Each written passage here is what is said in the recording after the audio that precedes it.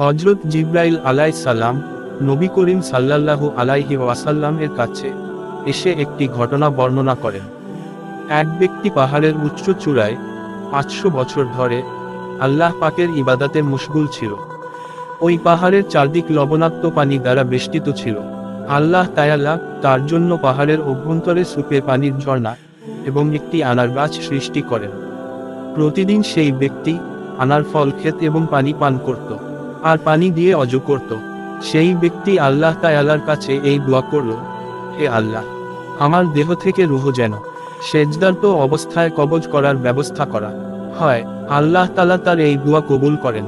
হযরত জিবরাইল আলাইহিস সালাম বলেন, আমি আসমানে আসা যাওয়ার সময় তাকে সেজদারত দেখতাম। কিয়ামতের দিন আল্লাহ তাআলা তার সম্পর্কে বলবেন, আমার এই বান্দাকে আমার রহমতে জান্নাতে প্রবেশ করাও।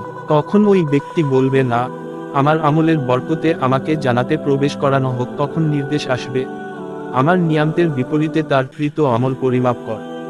পরিমাপ করে দেখা যাবে 500 বছরের ইবাদত খতম হয়ে গেছে একটি চোখের নিয়ামতের বিনিময়ে। তখন আল্লাহ পাক নির্দেশ দিবেন, আমার বান্দাকে জাহান্নামে নিয়ে যাও। ফেরেশতারা তখন তাকে নিয়ে রওনা হবে।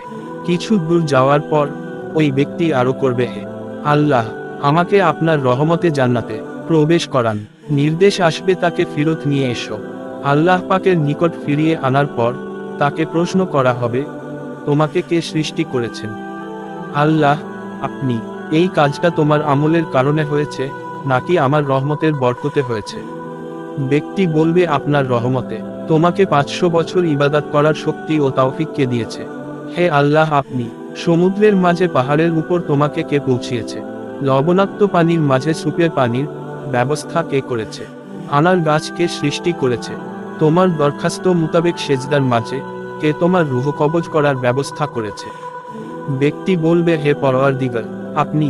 তখন ইরশাদ হবে, এই সব কিছু আমার রহমতে হয়েছে এবং আমার রহমতেই তোমাকে জান্নাতে দাখিল করছি। ভালো লাগলে চ্যানেলটি সাবস্ক্রাইব করুন।